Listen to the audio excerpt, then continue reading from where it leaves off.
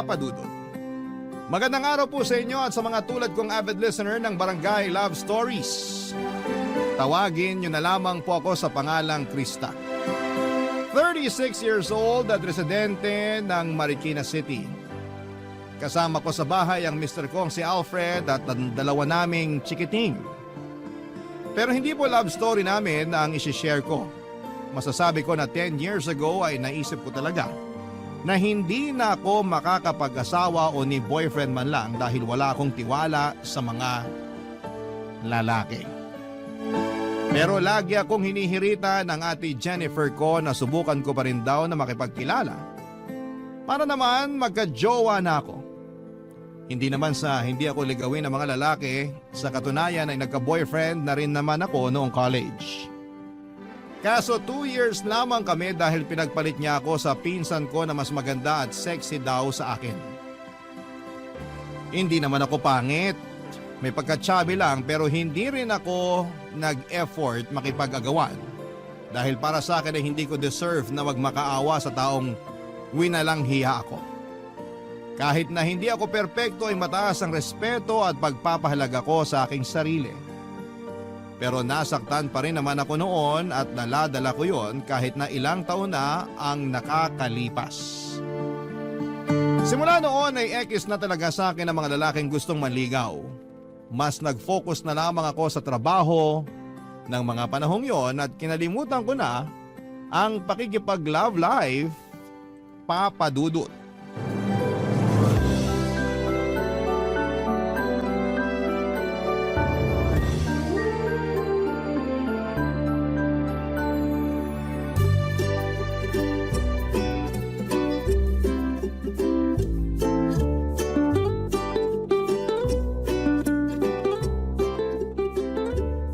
Malapit na ako mag-31.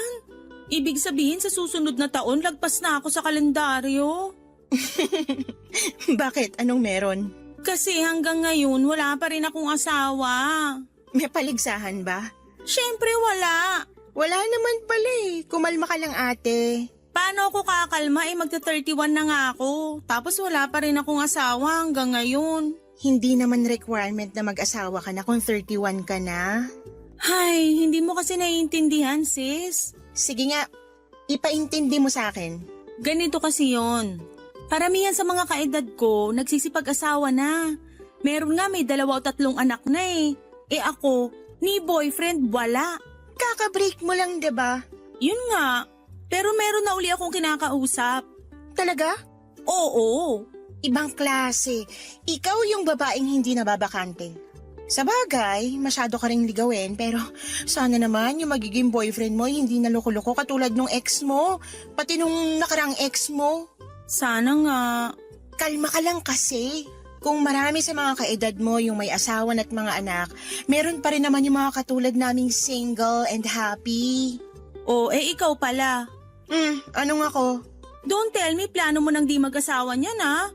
Hoy, ipapaalala ko lang sa'yo na 26 years old ka na. College ka pa nung huling may pinakilala sa akin. Ang tagal na nun. Wala ka pa rin bang bagong natitipuhan? Wala kasi, focus ako sa trabaho ko. Hindi ka naman napapasaya ng trabaho mo. Napapasaya ako ng sweldo ko. Pero ano na, wala ka bang balak mag-boyfriend man lang? Baka nakakalimutan mo, di ka na bumabata. Hindi naman ako nape-pressure, ikaw lang ate. Kahit na, pag umabot ka sa edad kong to, maiintindihan mo yung pakiramdam na para kang nakikipaghilahan ng panahon sa kalendaryo. Kaya nga habang maaga pa lang, subukan mo na uli magjowa. Malay mo, for keeps na pala this time. Tinatamad kasi ako. Tinatamad? O takot ka lang uli masaktan? Kasama na yun. Marami akong what ifs eh. What if lokohin ulit ako katulad nung ginawa sa akin ng ex ko? What if tama ka, paano kung masaktan ulit ako? Ayoko na ulit maranasan yun. Tapos na ako sa sawi year ako. Matanong nga kita, gusto mo bang tumandang dalaga? Ate naman eh. Tigilan mo ako sa kagaganyan mo. Kung ako sa'yo, lalabas ako tuwing Biyernes ng gabi, sasama ako sa mga katrabaho kong gumimik. Alam mo namang hindi ako mahilig mag-bar. Subukan mo lang kahit minsan. Malay mo may makilala kang type mo. Kung ayaw mo naman, mag-install ka na lang ng dating app.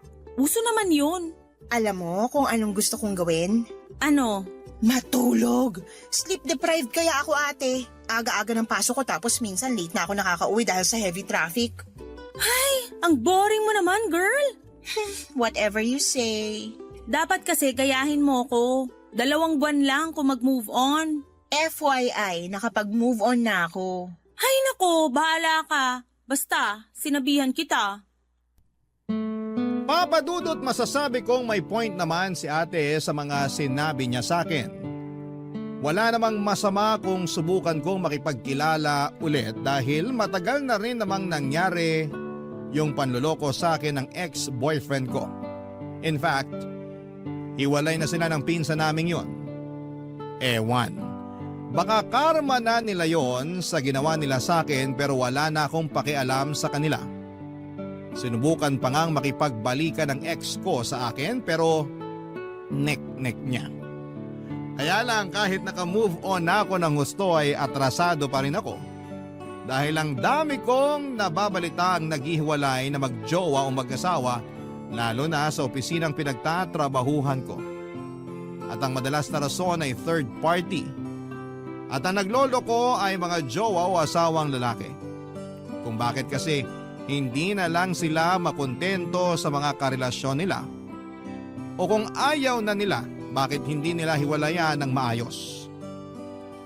Gusto pa talaga nila yung mga niloloko sila. Alam kong hindi naman lahat ng lalaki ay ganon pero majority ay oo. Kaya tanong ko rin to sa mga lalaki bakit ganon? Ano bang meron? Exciting ba ang magloko? Magkasama kami ni Ate Jennifer sa apartment na nirerentahan namin at katulad ko ay single pa rin siya ng mga panahon na yon. Pero bago siya naging single ay nanggaling siya sa 2 breakup sa loob lamang ng 6 months. May naging boyfriend siya ng 1 buwan, nagloko kaya naghiwalay sila. Nag-move on siya for 2 months. May naging boyfriend ulit siya at nagloko na naman tapos nag-move on ulit siya for 2 months. Tapos may ka-talking stage na. Kung meron sigurong medalya para sa paramihan ng mga nagiging jowa ay pwede ko nang sabitan si Ate Jennifer. Sa bagay maganda kasi siya, sexy at makinis ang kanyang balat. Lapitin ang mga kalalakihan kasi walang taste pumili yung kapatid ko. Madali kasi siyang madala sa mga matatamis na salita kaya hindi na niya kinikilala ng mabuti yung lalaki.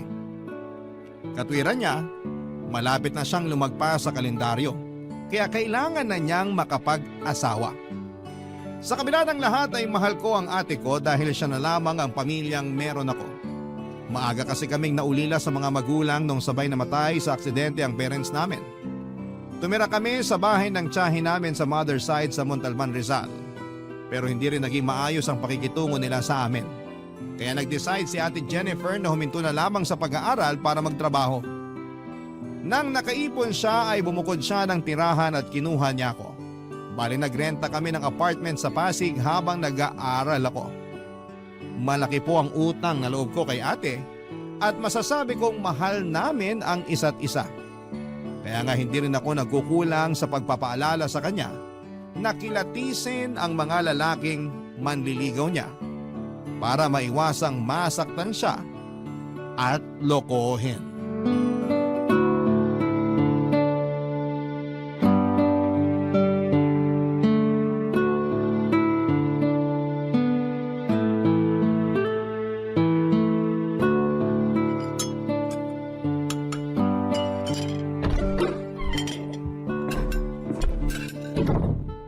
Nandito na ako.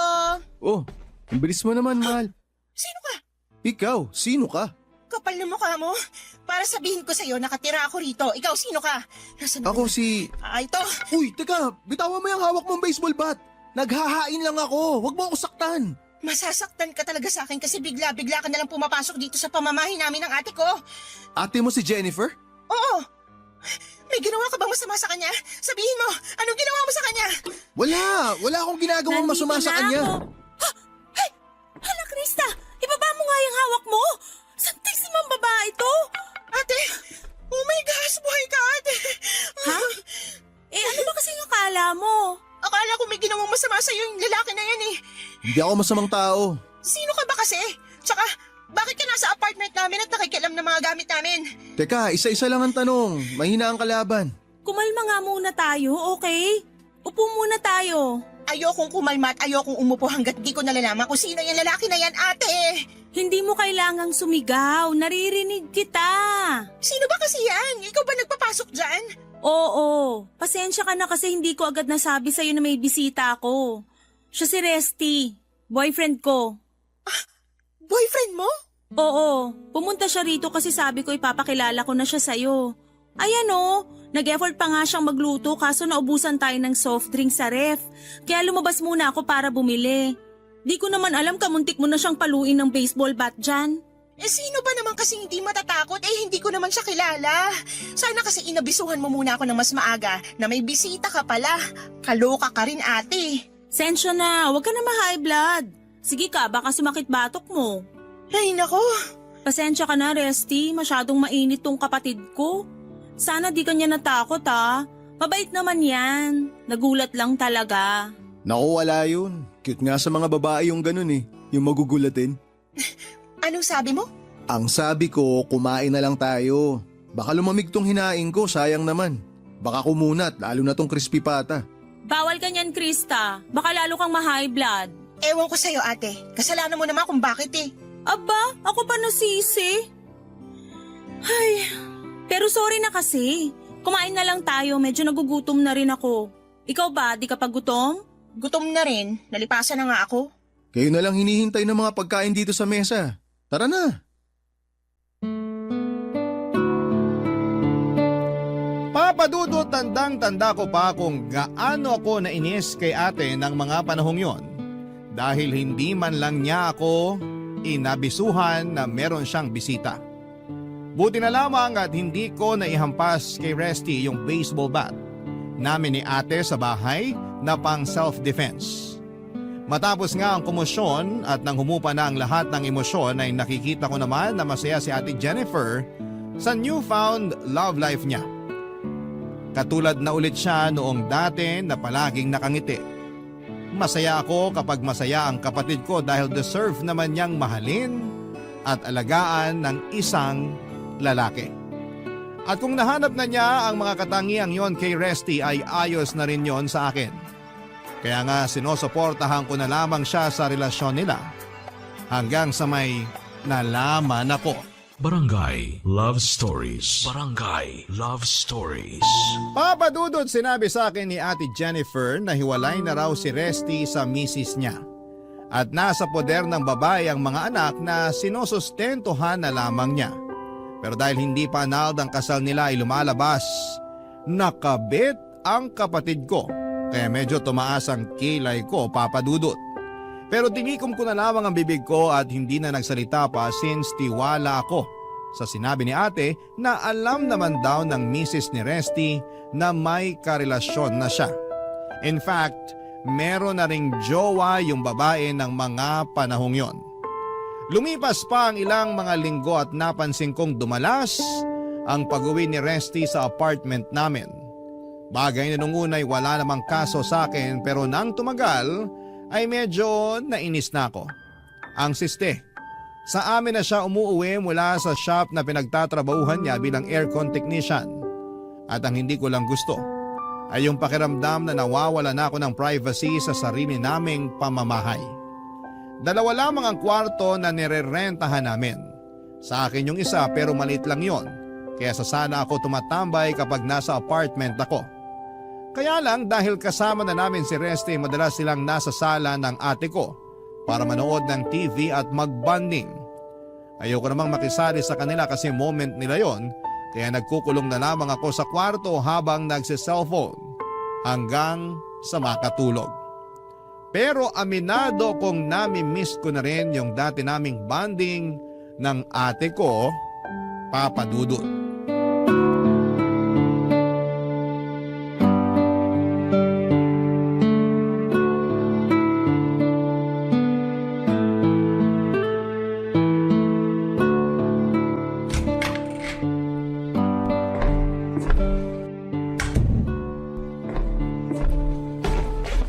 Himala, wala yata si Kuya Resty. Oo eh. Kasama niya yung mga anak niya. Birthday kasi ng panganay nila kaya sineselebrate nila dun sa bahay ng dati niyang misis. Misis niya pa rin yun kasi di pa sila annulled. Tsaka, sure ka ba talaga na walang sabit yung boyfriend mo? Tingnan mo, imbis kasama mo ngayon nandun sa pamilya niya. Birthday nga kasi ng panganay nila kaya nandun siya. Pagkatapos dun uuwi na rin naman siya. Okay na rin pala na wala si kuya rito kasi namimiss na kita ka, banding. Lagi mo na lang kasi siya kasama, nakakatampo na tuloy. Ay, wag ka nang magtampo. Matagal-tagal din naman tayong magkasama eh. Saka malaki ka na. Baka sign na to para humanap ka ng lalaking makakasama mo rin lagi. Ayun ka na naman. Pipilitin mo na naman ako mag-boyfriend. Masarap kasi magkaroon ng boyfriend, kaya humanap ka na rin. Hindi naman ako naghahanap. Kaya nga maghanap ka na. Sipagan mo kasi may itsura ka naman. Maganda ka, mana ka sa akin. Kaya sigurado ko na meron kang mabibingwit. Hay nako ate, puro ka namang ganyan. Bigla na tuloy akong tinamad na makabanding ka. Ikaw naman, pinapaalalahanan lang naman kita. Masarap kaya sa pakiramdam na magkaroon ng katuwang sa buhay. Paano mangyayari yan kung di ka nakikipagkilala? Huwag ka na kasi matakot. Alisin mo na yung mga what if sa isip mo dahil di lahat ng lalaki katulad ng ex-boyfriend mo. Sa bagay, may point ka rin naman. Masyado ko kasing hinusgahan lahat ng kalalakihan na katulad ng ex-boyfriend ko o ng mga ex mo na manlolokot manggagamit. Basta ako, iniisip ko na lang na kaya kami di nagkatuluyan ng mga ex ko kasi paraan yun ni Lord para ilayo ako sa mga manlolokong katulad nila. Kaya mabilis ako nakaka-move on kasi ayos na rin sa akin. Kung hindi kami nagkahiwalay, di ko makikilala yung Kuya Resty mo. Talagang in love ka sa kanya, no? Oo naman. Para sa akin, siya na yung lalaking gusto kong makasama habang buhay. Ganon kadaling naisip mo yan, wala pa nga isang buwan simula nung maging kayo. Kailangan pa bang mag-isang buwan kami para masabi kong siya na, yung the one for me? Oo naman. Ayan ka na naman sa ugali mong hindi kinikilatis mabuti yung nakakarelasyon tapos sa huli, iiyak-iyak ka eh. Ano pa bang klaseng pagkilatis gusto mong gawin ko kay Resty nung una pa lang naman naging honest na siya sa akin. Sinabi niya na hiwalay siya sa misis niya at may mga anak sila. Para sa akin, green flag yun. Pero nag-aalala pa rin ako kasi wala pa rin kasiguruhan yung pinasok mo eh. Alam mong hanggat hindi pa napapawalang bisa ang kasal nila, hindi kayo pwedeng magpakasal. Alam ko naman yun. Pero naniniwala ako sa sinabi ni Resty na aasikasuhin din niya yung annulment papers nila ng asawa niya. Medyo gipit lang siya ngayon kasi nagsusustento siya sa mga anak nila. Pero pinag-iipunan naman daw niya. Kaya wag ka nang mag-alala. Sana nga, kasi matagal pa naman process ng annulment dito sa atin. Tapos magastos din. Baka lang mainip ka sa paghihintay kung kailan kayo pwedeng ikasal. Pangarap mo pa naman yun, diba? Oo, pero ganun talaga. Alam ko naman tong pinasok ko sa kamahal ko eh. Kaya willing to wait ako. Okay, pero wag na muna natin pag-usapan yun. Since tayo lang naman dalawa ngayon, labas tayo para kumain. Libre ko. Talaga? Gusto ko yan. Sakto, nagkikrave pa naman ako ng Korean food ngayon. May alam akong masarap na Korean restaurant, kaya magbihis ka na para makaalis na tayo. Sige, sige. Excited na ako. Papadudot kahit na sinabi sa akin ni ate na huwag na akong mag-alala. Na alam niya ang ginagawa at pinasok niya nang sagutin niya si Resty bilang kapatid ay hindi pa rin nawala yung pag-aalala ko na baka walang patunguhan ang paghihintay niya. Hindi naman sa pinangungunahan ko ang mangyayari pero ang labo kasi talaga nakasal pa rin si Resty sa asawa niya. Sabihin niyo na akong praning pero naisip ko na paano kung bigla na lamang pagdiskitahan ng asawa ni Resty ang ate ko. Ayoko mag-isip ng advance pero nakakatakot yon pag nagkataon. Kaya nga hindi na ako nagdalawang isip pa na sabihin yon kay ate Jennifer. Bagay na na-appreciate naman niya at pinagpasalamat sa akin. Pero sa huli pinaalalahanan ulit niya ako na huwag nang masyadong mag-alala. Dumaan pa mga araw at nagsimula na akong mabad trip sa madalas na pananatili ni Resty sa apartment namin. Lalo na hindi naman siya malinis na tao. Ang kalat niya sa mga gamit niya. Ultimo pinagkainan ay hindi niya mahugasan. Kapag nagluluto siya para lang sa kanila ng ate ko since inaasahan na nila na kumain na ako sa labas. Si ate rin ang naglalaban ng mga damit ni Resty. Sa isip ko ang kapal naman ang mukha ng lalaking yon. Parang nakahanap siya ng instant labandera. Madalas okupado nila ang sala kaya pakiramdam ko ang liit na lamang ng space ko sa apartment namin. Lugi ako kasi nag-aambag ako ng pambayad samantalang siya ay wala talagang inaabot ni 5 duling. Ang alam ko ay meron naman siyang nirerentahang apartment din kaya bakit sa bahay namin siya nakikipagsiksikan. Nababanas na ako pero sinolo ko na lamang dahil baka makapagsalita ako ng hindi maganda. Pero sinusubukan talaga ng kapalaran ang pasensya ko.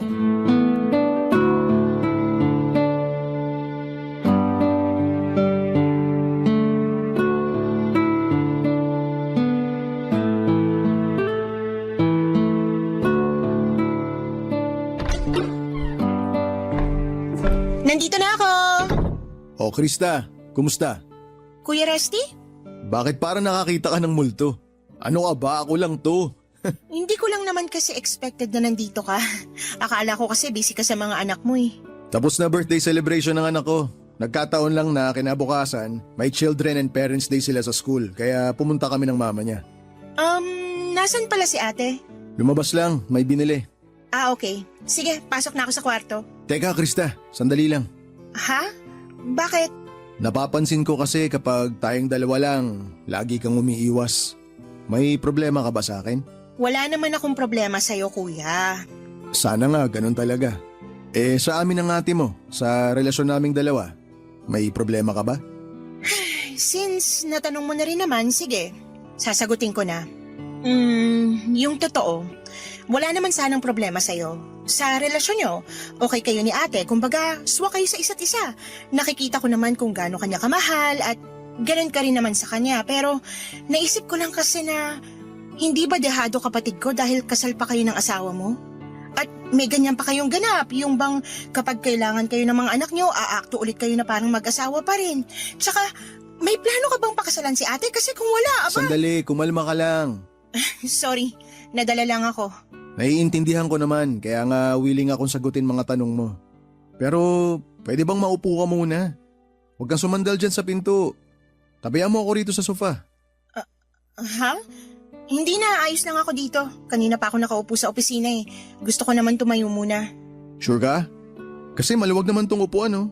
Kasyang-kasya ang makurba mong balakang. Anong sinabi mo? Pakiulit nga. Ang sabi ko, ang sexy mo. Pasensya na pero hindi ko gusto yung sinabi mo. Sa totoo lang ang bastos ng dating. Oh, relax ka lang. Hindi naman kita binabastos. Masyado mo lang binibigyan ng kulay yung sinabi ko. Tsaka, bakit ka ganyan? Yung ibang babae nga natutuwa pag sinasabihan silang sexy pero ikaw nagagalit. Kaya siguro wala ka pa ring boyfriend kasi... For your information, ibahin mo ako sa mga babaeng sinasabi mo. Ang tawag doon, pagiging conservative. One more thing, walang kinalaman yon kung bakit wala pa akong boyfriend. Personal choice ko yon, kaya wag kang magsalita dyan na parang kilalang kilala mo na ako. Bakit ka ba nagagalit? Pinapaupo lang naman kita. Ibig sabihin nun, concerned ako kasi ayoko mangalay ka dyan kakatayo. At sinabi ko ng ayos lang ako, 'di ba? Sana doon palang tumigil ka na. Uupo naman ako pag nangalay mga binti ko, hindi mo na ako kailangang sabihan, no? Tingin mo sa akin, bata? Grabe ka naman, sobrang init naman ang ulo mo. Hindi mainit ang ulo. Bakit nakaharang ka sa pinto, Krista? Ate, ikaw pala. Dahil nandyan ka naman, tulungan mo na lang ako magbuhat nitong bitbit kong soft drinks. Dami kasi. May promo dun sa pinuntahan kong convenience store kaya bumili na ako ng 2 buy 1 take 1. Grabe naman, parang pang 2 linggong supply natin to ah. 2 linggo ka dyan, pang-4 na araw lang yan. Favorite kaya ng Kuya Resty mo yung soft drinks kaya nga dinamihan ko na. Di ba, baby ko? Oo, baby ko. Lika nga rito, payakap nga ako. Buti pa tong baby ko di masungit. Di tulad ng isa dyan. Papadudot, hindi na nasagot ni Resty yung mga tanong ko sa kanya. Pero wala na akong pakialam pa. Hindi ko na rin kasi nakontrol ang bibig ko kaya napagsalitaan ko na siya matapos niyang magkomento ng ganon. Kahit boyfriend siya ng ate ko ay wala pa rin siyang karapatan kasi hindi naman kami close. Oo, suportado ko ang relasyon nila pero naiilang pa rin ako sa presensya niya. Saka tama ba yung magkomento siya tungkol sa pisikal na katangian ko? Parang hindi niya girlfriend ang ate ko eh. Para sa akin ay napakawalang respeto niya sa ate ko at sa akin mismo. At panghuli ay pagod na akong manahimik pa. Ayokong isipin niya na ayos lang sa akin na pagsalitaan niya ako ng mga ganon dahil hindi lamang ako umiimik. Pero matapos ang pagkakataon na yon, ay hindi pa tumigil si Resty sa pagkomento ng kung ano-anong magagandang katangian na nakikita raw niya sa akin. Lalo na sa katawan ko. Ewan ko kung hindi niya ba naiintindihan yung pagsaway ko sa kanya nung unang beses niyang ginawa yon o sadyang nangaasar lamang siya. Akala niya yata katulad ako ng ibang babae na madadala sa mga papuri. Tulad ng sinabi ko ay mataas ang respeto at pagpapahalaga ko sa sarili ko. Hindi ko kailangan ng validation mula sa ibang tao. Lalo na sa kanya. May pagkakataon na namamanyakan ako ng sobra sa tingin niya at nahuli ko pang dinidilaan niya ang labi niya. Matapos akong sabihang sexy at malaman daw ang puwetan. Kaya nga nag-decide akong sabihin yon sa ate ko. Pero hindi ko akalain, Papa Dudut, na sasabihan niya ako ng filingera at mang-aakit ng boyfriend ng my boyfriend. Barangay Love Stories. Barangay Love Stories. Papa Dudut, masakit po sa akin na sabihang filingera at mga akit ng ate ko lalo pat walang katotohanan ng mga sinasabi niya laban sa akin. Bukod sa hindi ako ganong klase ng babae ay mahal ko ang ate ko at hindi ko siya kayang saktan ng ganon at higit sa lahat ay hindi ko tipo yung mga lalaking malisyosong tulad ni Resty. Kung hindi lang ako nasaktan, nainis din ako kaya hindi lang ako nasaktan, nainis din po ako at nainsulto. Yun kasi ang unang beses na nagsalita ng ganon sa akin si Ate Jennifer at ni sa hinagap ay hindi ko naisip na posible kaming mag-away dahil lamang po sa isang lalaki. Kaya nga napansin ko na lamang na ang lapad ng ngisi sa akin ni Resty pagkatapos ng usapan namin yon ni ate. Siguro expected niyang hindi ako kakampihan ng ate ko kasi na-brainwash na niya. Nanggagalaiti ako ng araw na yon pero pinakalma ko pa rin ang sarili ko. Baka kasi lalong lumala ang iringan namin ng kapatid ko nang dahil lamang sa boyfriend niya. Kaya lalo ako nag-set ng boundaries. Hindi na ako nakikipag-usap sa kanilang dalawa kapag nasa apartment ako. Hindi na rin ako lumalabas ng kwarto at madalas ay nagpapalipas ako sa place ng friends ko para namang hindi sila makitang dalawa. Pero isang gabi habang natutulog ako sa kwarto ng apartment namin, ay bigla na lamang akong nagising, Papa Dudut.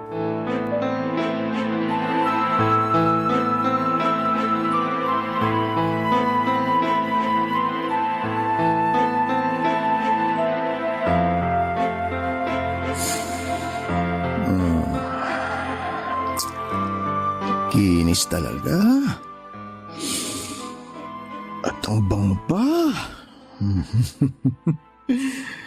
Lambot talaga ng hita mo, Krista. Ang sarap sigurong halik-halikan ito, no? Masubukan nga. Anong ginagawa mo? Wala pa, gagawin pa lang sana. Hahalikan ko sana tong hita mo eh. Kasi nanggigigil ako. Kaso, nagising ka eh. Lumayo ka nga sa akin! Bakit mo ako sinipa sa mukha? Ate Jennifer! Ilong ko. Ate! Huwag ka nga maingay. Tinadya ka mo na nga ako sa mukha eh. Nakuha mo pa mag-iskandalo. Ano nangyayari rito? Bakit ka sumisigaw, Krista? Ha? Resty! Napano ka? Bakit dumudugo yung ilong mo? Paano hindi dudugo? Tinadya ka nito. Magaling mo kapatid yung ilong ko. Ano? Bakit mo ginawa yun sa Kuya Resty mo, Krista? Seryoso ba yan? Mas concerned ka pa sa nangyari sa demonyong yan? Pero di mo man lang ba itatanong kung bakit ko ginawa yun, ate? Ano ba kasing dahilan mo? Yung boyfriend mo kasi, ginapang ako! Ginapang? Anong ginapang? Anong ginawa mo sa kapatid ko, Resty? Wala akong ginagawa sa kanya. Siya nga itong may ginawa sa akin eh, oh. Tingnan mo, nagdudugo ilong ko, oh. Punasan mo nga yung ilong mo, dali! Gamitin mo yung damit mo tapos tumingala ka para hindi na lalong tumulo. Ate, nahuli ko siya na nasa paanan ko. Hahalikan niya na sana yung mga hita ko kaso bigla ako nagising. Pero hindi ganyang klaseng tao si Resty. Anong hindi? Ginawa niya na nga sa akin. Huwag mo sabihin na mas kinakampihan mo pa yung boyfriend mo kaysa sa akin na kapatid mo, ate. Kitang-kita naman na bayolente ka. Ako yung nasaktan mo, kaya tama lang, nakampihan ako ni Jennifer. Huwag ka nang sumabad, manya ka. Akala mo ba hindi ko napapansin mga tinginan mo? Mga salitaan mo na ang lakas makabastos? Pinagsakasabi mo, imahinasyon mo lang yon. Lasing ako kaya akala ko ikaw si Jennifer. Mali pala yung napasok kong kwarto. Oo, ngayon matino na ako. Nawala kalasingan ko dahil sa tadyak mo. Oh, yun naman pala eh. Lasing lang Kuya Resty mo, hindi niya sinasadya yung nangyari. At talagang naniniwala ka sa lalaking yan, ate? Kasi sabi ko lang na ang manyak niya tumingin at nakakabastos din magsalita. Ikaw naman kasi may kasalanan. Sana kinandado mo kwarto mo para hindi nagkamali ng pinasok si Resty. Saka tungkol naman dyan sa mga sinasabi mong manyak tumingin at bastos magsalita, tama ang kuya mo, imahinasyon mo lang yun. Baka akala mo lang gusto ka ng boyfriend ko kaya nag-iimbento ka na lang dyan. Ate Jennifer naman! Ako yung agrabyado dito, ako yung kapatid mo kaya ako dapat yung kampihan mo. Hindi sa lahat ng pagkakataon kakampihan kita. Saka wag kang ang feeling agrabyado dyan. Simpleng issue pinapalaki mo. Simpleng iso ba yung muntik na akong gahasain ng boyfriend mo? Hoy, malaking paratang yan ha. Hindi kita pinuwersa o kung anuman. Hindi ka rin nasaktan, kaya saan ang galing yung sinasabi mo? Tsaka bakit naman kita pag-iinteresan? Hindi naman kita gusto. Baka akala mo may gusto ko sa'yo. Hoy, nagkakamali ka para sabihin ko sa'yo, loyal ako dito sa ate mo. Kapal talaga ng mukha mo! Ikaw ang makapal ang muka. Tama naman si Resty, akala mo may gusto siya sa'yo pero ang totoo, ikaw ang may gusto sa kanya. Ate naman! Akala mo di ko napapansin mga panakaw mong tingin sa boyfriend ko? Wala akong gusto sa boyfriend mo. Hindi ako naniniwala sa'yo. Nung una pa lang sinabihan na kita na humanap ka ng iyo at wag na wag mong agawin yung akin. Napakalandi mo! Papadudot, nagkapatong-patong na lamang ang lahat ng tampo at sama ng loob ko kay Ate Jennifer at sumabog na nga ng gabing yon. Sino ba naman kasing matinong kapatid ang kakampihan ng karelasyon niya na muntik ng pagsamantalahan ng kapatid niya? Kaya nga sobra ang galit at dismayado ko ng husto kay ate dahil sa ginawa niya sa akin. Pakiramdam ko ay nawala na ako ng kakampi at tagapagtanggol sa sarili naming pamamahay. Takot na takot ako ng gabing yon kaya hindi rin ako nakatulog ng mas maayos. Kinabukasan ay kinausap nila ako at tumingin ng tawad si Resty dahil hindi naman daw niya talaga sinasadya. Lasing siya kaya hindi niya napansin na kwarto ko yung napasok niya. Nasa impluwensya lamang siya ng alak at bahagyang nawala sa sarili. Pinagsabihan din ako ni ate na kung ikinandado ko raw ang kwarto ko ay hindi makakapasok doon ng boyfriend niya. Akala ko ay magsusori si ate Jennifer sa mga sinabi niya sa akin nung nakaraang gabi pero nagkamali ako. Mukha silang napilitan lamang na kausapin ako kaya nasabi ko sa sarili ko na hindi na talaga ako dapat magtagal sa apartment namin. Ang masakit lang ay mukhang ako talaga ang dapat umalis dahil apartment yon ng ate ko. Hindi nga ako nagkamali dahil nung sumunod na araw, kinausap ako ni ate Jennifer para sabihin kailangan ko ng bumukod kasi may plano na silang magsama ni Resty ng permanente. Hindi na ako nakipagtalo pa dahil pagod na ako. Sa halip ay sumang-ayon na lamang ako at mabuti na lang dahil una nang inalok sa akin ng kaibigan kong babae na samahan ko siya sa nirerentahan niyang kwarto dahil mag-isa lamang naman siya doon. Umalis ako sa amin kahit na malaki pa rin ang tampo ko kay ate Jennifer. Hindi ko pa rin kasi matanggap na mas pinili niya ang Resty na yon kesa sa akin na sarili niyang kapatid. Mabilis na lumipas ang 3 buwan. Nagkabati na rin naman kami ni ate. Nawala na rin yung tampo ko sa kanya lalo na nung nag-reach out siya sa akin para humingi ng tawad after 2 months. At kahit late na niyang na-realize yun ay hindi ko rin naman siya natiis. Sa katunayan ay binibisita ko pa rin si ate sa apartment namin pag wala ang kinakasama niya.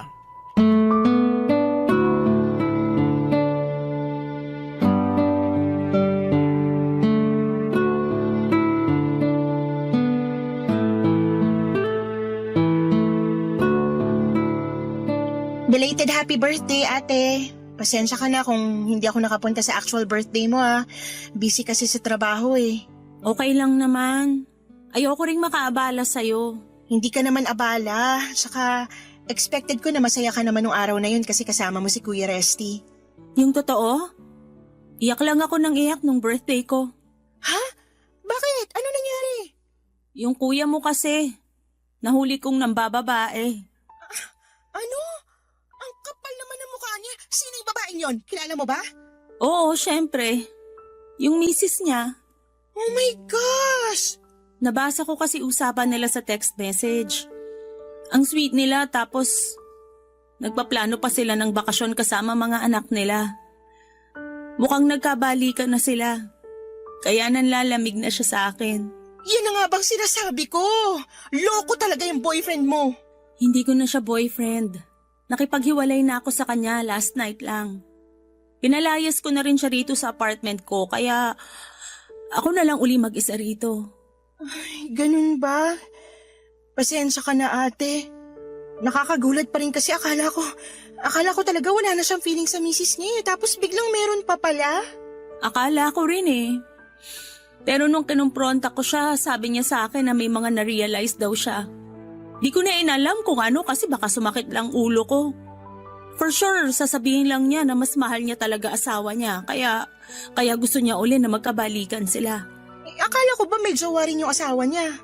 Nalaman daw niya na ginagamit lang nito yung lalaki para pagselosin siya. Ay, wow! Ang romantic naman. Kaya nga eh. Nakakabwisit, diba? Hindi lang nakakabwisit, nakakagigil din. Grabe ha, sarap suntukin sa mukha. Buti na lang talaga wala na siya rito sa apartment mo. Oo nga eh. Nalulungkot lang ako kasi mahal ko na siya. Tapos umasa ako na may future kami pero mukhang tama ka. Wala at hindi rin naman niya ako ganun kamahal. Ang mali ko lang, masyado akong nabulag sa nararamdaman ko sa kanya. Mas pinili ko pa nga siya sa'yo na sarili kong kapatid eh. Sorry talaga, Krista. Sorry kasi di ako naniwala sa sinabi mo noon. Dapat ako yung nagtanggol sa'yo kasi ate mo ko, kaso hindi. Pinagbintangan pa kita at sinabihan ng kung ano-anong masasakit na salita. Tapos pinalis pa kita sa apartment natin para lang makasama ko yung mokong na yun. Nakaraan na yun, ate. Tsaka, napatawad na rin kita. Hindi naman kita kayang tiisin kasi mahal kita eh. Nahihiya pa rin ako sa'yo kasi hindi ako naging mabuting ate. Lahat naman nagkakamali. Oo, nagalit ako sa'yo noon pero mas magaan pa rin sa loob ko yung patawarin ka. Sana lang, di na maulit yun sa mga susunod mo pang makakarelasyon kasi baka masabunutan talaga kita. Buti na lang talaga hindi ako ganun kamaldita nung gabing yun. Pero sana sinabunutan mo na lang ako para nagising ako sa kahibangan ko nung gabing yun. Pero naisip ko sana yung boyfriend mo na lang sinabunutan natin eh, para nadagdagan sugat niya sa ilong. Hoy, bayolente ah! Siyempre! Oh, wag mong sabihin na pinagtatanggol mo pa rin yun. Hindi na no, kaya nga pinalayas ko na siya rito. Anong akala niya sa akin magmamakaawa sa kanya? Nek-nek niya. Yan ang gusto ko sa'yo, matapang ka talaga. Pero mas matapang ka. Narealize ko nga mga sinabi mo sa pagmamadali kong makapag-asawa. Kung ano no tuloy ugali ng mga lalaking nagiging boyfriend ko. Dapat kasi kinikilala ko munang mabuti, hindi ako nagmamadali para iwas din sa pagkakamali. Apply mo na lang yan sa susunod para hindi ka na masaktan. Sige, pero saka na yon. Ayoko munang mag-boyfriend. Wow, may lagnat ka ba? Wala naman, bakit? Bago kasi yan sa pandinig ko eh, yung ayaw mo na munang mag-boyfriend. Not so you. Ewan ko sa'yo. Basta. Salamat kasi pinatawad mo ko. Salamat dahil nandyan ka. Walang anuman, basta tandaan mo nandito lang ako. Hindi lang tayo mag-ate, mag-best friend din tayo. Naiiyak tuloy ako. Hoy, huwag ka nga umiyak. Lumabas na lang tayo para kumain. I-celebrate na natin birthday mo dahil hindi mo deserve umiyak sa isang manloloko. Papadudot lumabas kami ni Ate Jennifer para kumain sa paborito niyang restaurant kung saan kami nagkwentuhan, nagtawanan at nag-iyakan. Hinayaan ko lamang siyang ilabas ang lahat ng sama ng loob niya para naman wala na siyang daladala sa dibdib niya. Kahit naman kasi papaano'y minahal niya pa rin ang Resty na yon. Nung pauwi na kami, sinabi ni ate na malulungkot na naman siya. Sa pag-uwi niya kasi mag-isa lamang siya sa apartment. Kaya nga nag-decide akong sumama sa kanya. Bago matulog ay nanood kami ng pelikulang nakakaiyak hanggang sa antukin kaming magkapatid. Hindi nagtagal ay bumalik ako sa apartment namin ng ate ko. Masaya ako kasi kahit papaano ay nakakapag-move on na ang ate ko mula sa hiwalayan nila ni Resty. Nakatulong din ang pagkuha niya ng short-term course tungkol sa pag-housekeeping dahil pangarap daw niyang makapagtrabaho sa hotel. Nabakante kasi si ate isang buwan bago sila maghiwalay ni Resty matapos magsarado ang pinagtatrabahuhan niyang restaurant. Masaya naman ako dahil nakikita ko nag-i-enjoy siya sa ginagawa niya. Sa kasalukuyan, papadudot ay nasa Germany na ang ate Jennifer ko dahil nakakilala siya ng isang mabait na aliman na siyang napangasawa niya. Tapos doon sila nakatira ngayon pero lagi pa rin naman kaming nag-uusap ni ate sa video call. Masasabi ko na mas naging close kami ngayon kahit na milya-milya na ang layo namin sa isa't isa. Tapos ako naman ay nakapag-asawa na rin sa katauhan ni Alfred at nandito na kami ngayon sa Marikina.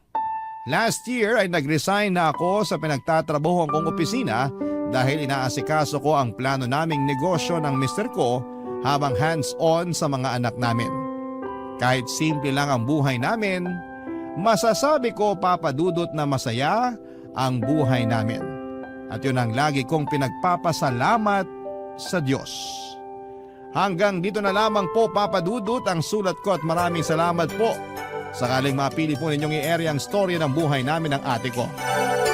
Sana'y kinapulutan po ito ng aral at inspirasyon ng mga kabarangay natin.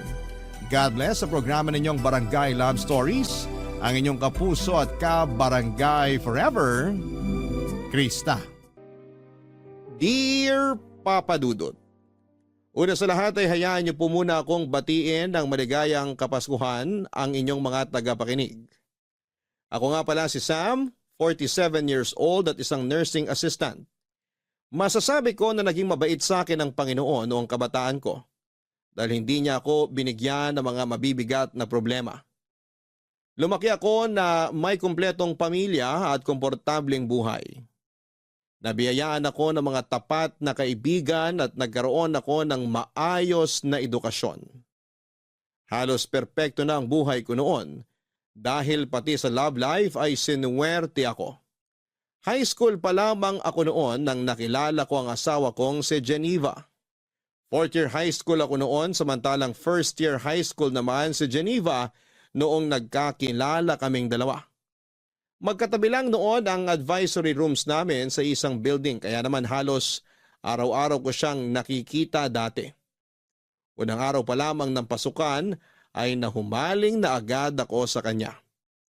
Maganda si Geneva, Papa Dudut. Prime and proper siyang tignan. Malinis mula ulo hanggang paa, laging maayos ang buhok nito at walang gusot ang uniform niya at araw-araw na makintab ang kanyang sapatos. Niligawan ko siya, sinagot naman niya ako at isa kami sa mga couple sa school na kilala dahil swak na swak daw kami para sa isa't isa. Para kasing kwento sa mga palabas ang kwento namin.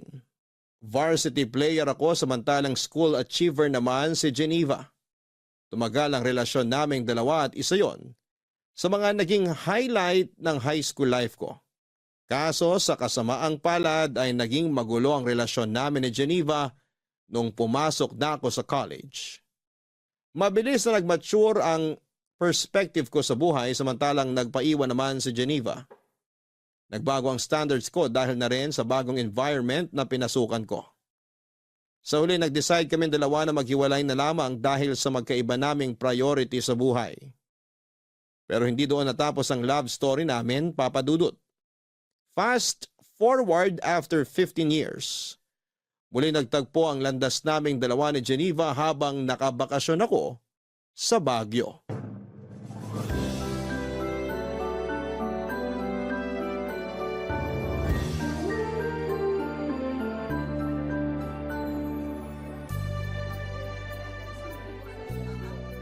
Excuse me, kuya. Pwede po ba magpakuha ng picture? Picture? Sure, sige. Teka, Geneva? Oh my gosh! Sam! Ako nga. Uy, kumusta ka na? Okay naman! Heto, office girl na. Grabe, long time no see ah. Tagal na rin pala, no? Nung uli tayong nagkita. Oo nga, high school pa ako nun eh. 10 years nang mahigit. Tama ba? 15 years to be exact. Ang galing! What are the odds na dito pa talaga tayo sa Baguio magkikita? Nakakatuwa nga eh. Kumusta ka na? Mabuti naman ako. Lisensyadong nurse na at gabi-gabing pagod. Ang galing! Saan ka nag-work ngayon? Sa public or private? Sa private ako, nursing assistant. I see. Sino naman kasama mo ngayon? Workmates, tsaka ilang kaibigan. Ikaw, mag-isa ka lang? Actually, kasama ko yung family ko nagbabakasyon. Kaso nasa Burnham Park sila ngayon eh. Gusto raw nilang mag-chill doon. Ako gusto ko mamasyal, kaya iniwan ko na lang sila. Nag-solo flight na lang ako kasi sayang yung oras. Marami kaya akong gustong pasyalan dito sa Baguio. Ilang araw ba kayong magsastay dito? 2 days lang. Last day na namin ngayon. Balik na kami sa Manila mamaya. I see. Kami naman, kararating lang namin. 3 days kami rito. Nice! Nakakit na ba kayo sa Benguet? Sa may strawberry farm? Hindi pa, pero plano namin pumunta dun mamaya. Punta kayo kasi in season ng strawberry ngayon. Pwede kayo mag-strawberry picking. Mas mura kaysa sa mga naka-display. Galing kami dun kahapon. Sige, sasabihan ko yung mga kasama ko mamaya. Nasaan pala sila? Bakit mag-isa ka lang ngayon dito? Nandun sila, bumibili ng souvenirs. Nagpaiwan na ako rito kasi ang ganda ng view. Oo nga eh, napaka-peaceful no? Tama, nakaka-relax. Ito yung maganda sa Baguio eh. Ang sarap sigurong manirahan dito. Maganda yung klima, tapos maganda yung environment, ang daming puno. Di ba nga, isa to sa mga lugar na gusto mong puntahan noon? Oo, tapos after 15 years bago ko natupad yun. Wait, ngayon ka palang nakapunta rito sa Baguio? Oo, first time ko lang. Kaya nga sinusulit ko na eh. Mag-extend ka na lang kung gusto mo. Sama ka sa amin. Wag na uy, nakakahiya. Tsaka hindi ko kilala yung mga kasama mo, baka ma-OP pa ako. Isa pa may work na ako bukas. Sayang naman. Kung nalaman ko lang ng mas maaga na nandito ka pala, kanina pa dapat kita in-invite. Paano mo naman malalaman yun na ilang years na tayong walang contact simula nung maghiwalay tayo? Oo nga no, hindi tayo friends sa Facebook. Hindi. Naging busy na rin kasi tayo sa kanya-kanya nating buhay since then. Tsaka hindi pa uso Facebook noon. Tapos nung sumikat yung Facebook, nawala na yung connection natin. Pero maganda naman yung naging hiwalayan natin, di ba? I mean, pareho tayong nag-decide na di nag-workout yung relasyon natin. Kaya tayo naghiwalay. Oo, busy ka na masyado sa studies mo noon. Samantalang ako, bilang first time makaranas ng puppy love, kinulang sa atensyon. Sa huli, nag-decide tayong tapusin na lang yung relasyon natin kaysa pareho tayong mabaliw. Yeah, ganun na nga yung nangyari. Pero at least, in good terms pa rin tayo kahit papano. Hindi awkward surprisingly. Kaya nga eh, kumbaga, part na lang yun ng history natin. Totoo!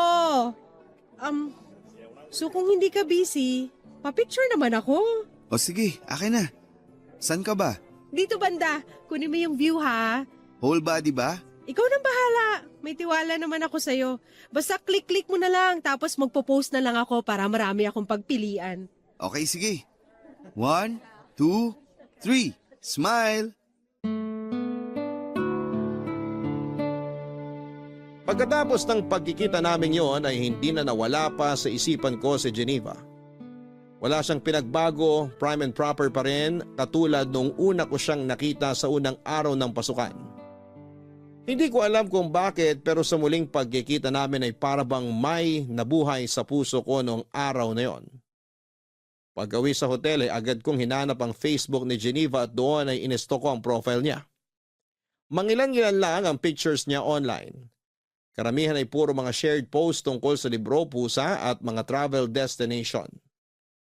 Ang pag-i-stalk kong ginawa kay Geneva sa Facebook ay umabot hanggang sa magdamag dahil pati comments at ilang interactions nito ay binasa ko. At isang napansin ko, Papa Dudut. Mukhang hindi pa siya nagka-boyfriend simula noong nagkahiwalay kami. O baka hindi lang siya masyadong ma-post pagdating sa love life niya. Natuwa ako sa kalamang yon hanggang sa napaisip ako, Papa Dudut. What if magkaroon kami ng second chance? Habang iniisip yon ay aksidente akong nakapag-react sa isa sa mga picture nito from 5 years ago. Bigla akong nakaramdam ng hiya. Dahil kapag nag-notify yon kay Geneva ay malalaman niyang inisto ko ang account niya. Kaya bago pa man niya makita ang notification ay inunahan ko na siya. Dali-dali ko siyang in-add at saka nag-send ako ng message sa kanya. After 5 minutes ay inaccept niya ang friend request ko at nag-reply sa message ko. Pauwi na raw sila that time at sakto ang message ko dahil bored daw siya sa biyahe. Nang gabing yon ay nakapag-usap kami hanggang inabot kami ng umaga. Doon na po nagsimula ang reconnection naming dalawa ni Geneva. Pagkabalik ko sa Metro Manila ay hindi na ako nagpatumpik-tumpik pa at agad ko siyang in-invite para sa isang date, Papa Dudut.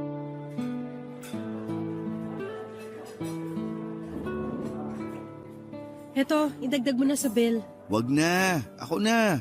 Total ako naman yung nag-invite for dinner. Hindi, I insist. Hati na lang tayo sa gastos. Pagbigyan mo na ako kahit ngayon lang. Ikaw na lang taya sa sunod. Okay, sige. Bahala ka. Maganda rin yung style mo, ha? Anong ibig mong sabihin? Ganyan ba style mo para makakuha ng second date? Hindi Kung gusto ko ng second date, mag-i-invite ulit ako. Hindi ko nahihintayin na yung babae ang mag-aya ng date. Bakit? Gusto mo ba ng second date? Wala namang kaso sa akin kahit ilang dates pa yan. Single naman ako eh. Ikaw, baka may problema sa'yo. Baka mamaya may girlfriend ka pala dyan tapos nakikipag-date ka pa sa ibang babae. Don't worry, wala akong girlfriend. Bakit naman? Ewan ko, baka napagod na rin ako sa dating scene. Hirap mag-alaga ng relasyon lalo na kung di naman nag-work. Minsan, akala mo compatible kayo ng partner mo, pero pagtagal, marirealize mo na hindi pala kayo swak. Well, part yun ng pakikipag-date eh. Trial and error, kumbaga. Kung hindi nag-work, wala kayong magagawa. Pero for me, nasa pag-aalaga yan ng dalawang tao. Kung hindi nyo kayang alagaan yung relationship nyo, hindi talaga kayo mag-work. Kaya nga sabi nila, huwag kang pumasok sa relasyon kung hindi ka pa ready. Kasi sa relasyon, give and take yan. Hindi pwede yung isa lang yung nagmamahal. Hindi pwede yung isa lang yung nag-e-effort. Parang pagsasayaw lang din yan. Para magkaroon kayo ng rhythm, kailangan nasa parehong tempo kayo. Parang ang lalim naman ng pinanghuhugutan ng mga sinabi mo. May failed experiences na rin naman ako pagdating dyan. Kaya marami na rin ako natutunan. Heartbreaks make your heart stronger. Sabi nga nila, kailangan mo magkamali para matuto. Kailangan mo masaktan para sa susunod, mas magiging maingat ka na sa mga bagay-bagay. Totoo rin naman. Pero minsan, meron din namang mga pagkakamali na kaya pa ring ayusin di ba? Oo, lahat naman ng pagkakamali pwedeng ayusin. Katulad na lang nung nasa high school tayo. Marami tayong pagkakamali sa relasyon natin nun, kaya hindi nag-work. Bata pa kasi tayo noon. Hindi pa natin alam yung mga ginagawa natin. Pero pwede pa kaya natin yun ayusin? Ayusin? Ano pa nga ayusin natin dun? Matagal na yun. Hindi, I mean, may chance pa ba na, alam mo na, single ka, single ako. So, Nagpaparamdam ka ba ulit? pwede pa ba? Na-try natin ulit? Bakit naman hindi? Katulad nga ng sinabi mo, pareho tayong single. Basta ba itong gagawin natin, sigurado na. Hindi yung susubok tayo ulit tapos kapag hindi nag-work, titigil agad. Ganun yung nangyari sa atin nun eh. Iba na ngayon, Geneva. Nag-mature na tayo. Iba na ang tingin natin sa mundo. Siguro naman hindi na mauulit yung nangyari noon. Tignan natin. Huwag nating madaliin para wala nang pagkakamaling mangyari. Sige, agree naman ako sa sinabi mo. So, since pumayag kang ligawan kita ulit, paano ba yan? Mas mapapadalas na ang date natin. Walang problema sa akin basta share tayo sa gastos, okay lang. Bakit naman? Ayaw mong nililibre ka? Ayoko nung binibaby ako eh. Kaya ko naman ang sarili ko. Ayoko yung mindset na porket babae ako, kailangan ako yung inaalagaan.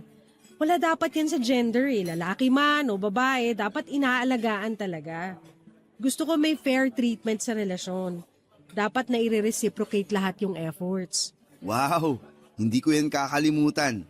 Isa sa puso ko yung sinabi mo. Kaya sa susunod na date natin, ako naman magde-decide kung saan at kailan since ako ang magbabayad.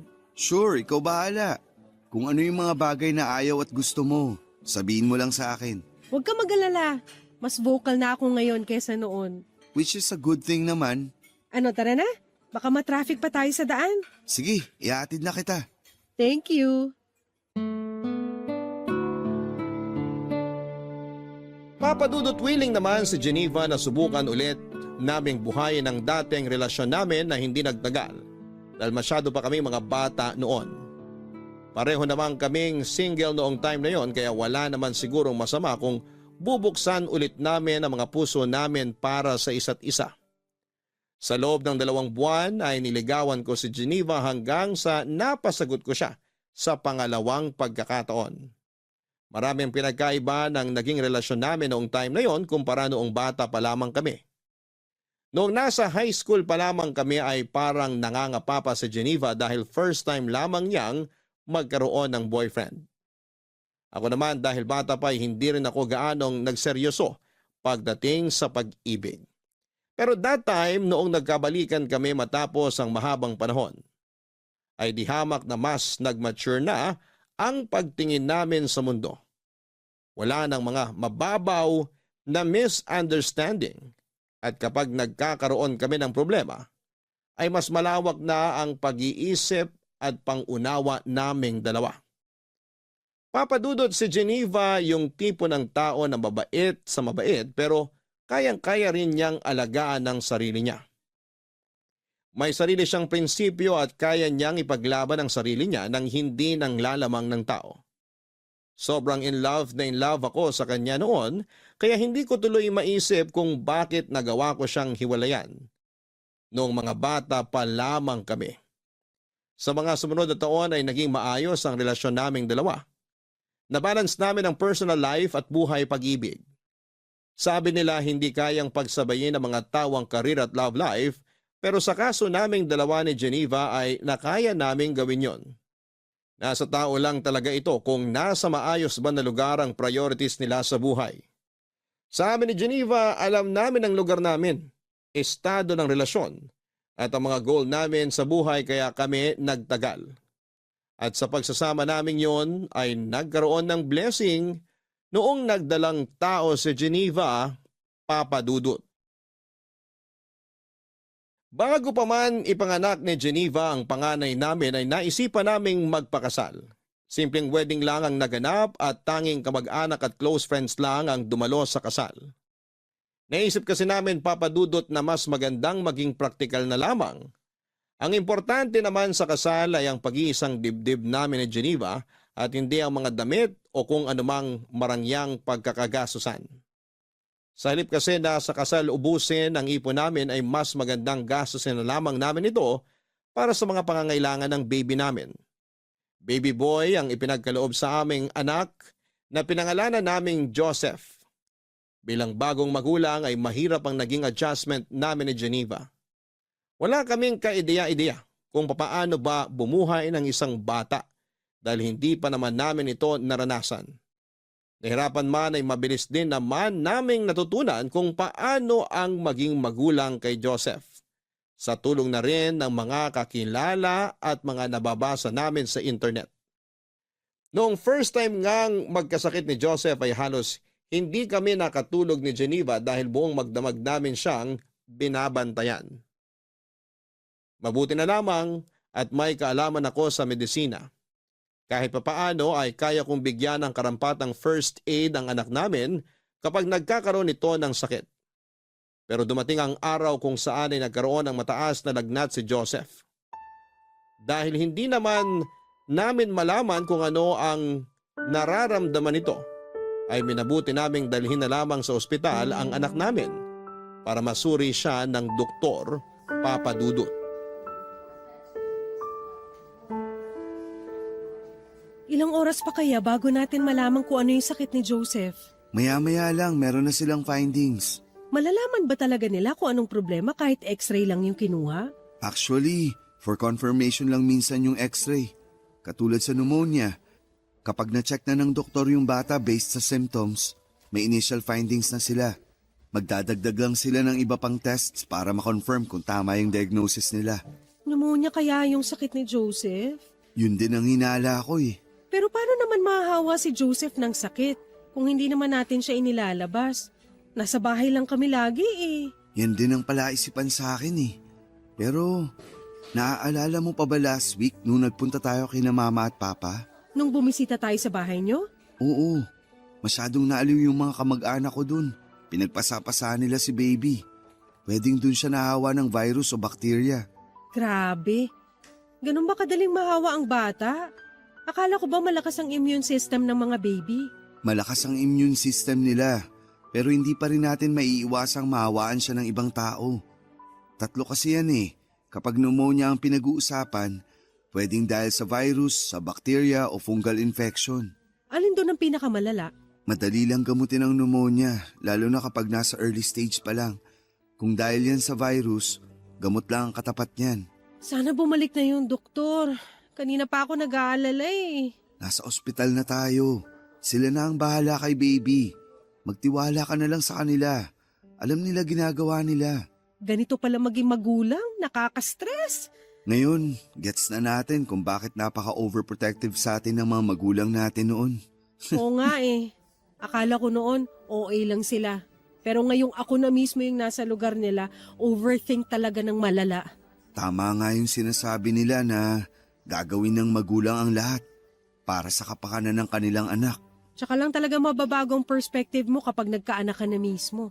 Sa susunod, mas maging maingat na lang tayo pagdating kay Joseph. Huwag muna natin siyang iharap sa maraming tao. Lalo na ngayon, ang daming sakit na nagkalat dyan. Mahirap din namang sisihin yung mga kamag-anak mo kasi first time lang din naman nilang makita si Joseph nung nagpunta tayo dun. Oo, gets ko rin naman sila. Hindi ko naman sila sinisisi. Hindi ko lang din kasi inaasahan na mahahawaan siya ng sakit dun. Next time, alam na natin kung anong gagawin. Nangangapa pa tayo eh. Kaya hindi talaga maiiwasang magkaroon ng pagkakamali. Hirap talaga kapag may buhay nang nakaasa sa'yo. Nasanay na ako dyan. Marami ng buhay ang inasa sa akin sa ospital eh. Siyempre, nurse ka. Pero iba pa rin kapag buhay na ng kadugo mo yung nakaasa sa'yo eh. Sa inyo, okay lang kahit ano mangyari kasi hindi nyo naman kakilala yung mga inaalagaan yung pasyente. Hindi ganun yun. Hindi porket hindi namin kamag-anak yung mga pasyente namin, hindi na kami apektado. Apektado pa rin kami kasi syempre, tao pa rin yun eh. Tao rin kami.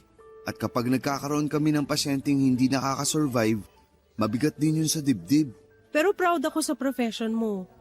Kayo yung isa sa pinaka-importanting tao sa mundo ngayon dahil kumbaga kayo yung nagbibigay ng second chance sa mga tao lalo na kung life and death situation yung pinag-uusapan. Kaya nga ako pumasok sa medical field dahil dyan eh. Ano kayang update? Mako-confine kaya si Joseph? Tanungin mo na kaya, total kakilala mo naman yung doktor niya. Sige. Ikaw na muna magbantay kay Joseph. Makikibalita lang ako sa labas.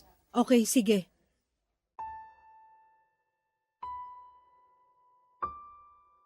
Lumabas na pneumonia nga ang sakit ng anak namin, Papa Dudut. Agad naman siyang ginamot ng doktor at mabilis na bumaba ang lagnat nito.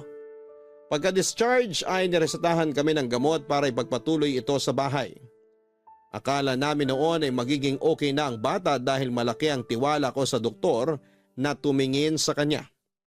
Pero sa mga sumunod na araw ay biglang bumalik ang lagnat nito at mas lumala pa ang estado ni Joseph. Overnight ay bigla itong nahirapang huminga at nagsimulang magsusuka. Mataas din ang heart rate niya at noong nagsimulang mag-iba ang kulay ng balat nito ay itinakbo na namin siya kaagad sa ospital. Pagdating sa ospital ay natagalan pa bago natignan si Joseph dahil tinawagan pa nila ang doktor nito. Wala pang isang oras ay ibinalita na sa amin ng doktor na papunta na pala sa septic shock ang bata. Ginawa raw nila ang lahat ng makakaya nila pero sa huli binawian na ng buhay si Joseph. Noong time na yon ay ayaw mag-sink in ng balitang yon sa isipan ko. Sobrang in denial ako dahil nitong nagdaang araw ay okay na ang baby namin. Sa sobrang pagkabigla ay parang tumigil ang mundo ko. Hindi nag-function ang utak ko at saka ko na lamang na-realize na totoo nga ang nangyari noong nakita kong halos mapaupo na sa sahig ng ospital sa Geneva habang umiiyak. Papadudot 8-month-old lang si Joseph noon at nangyari ang pagkamatay niya 3 araw bago magpasko.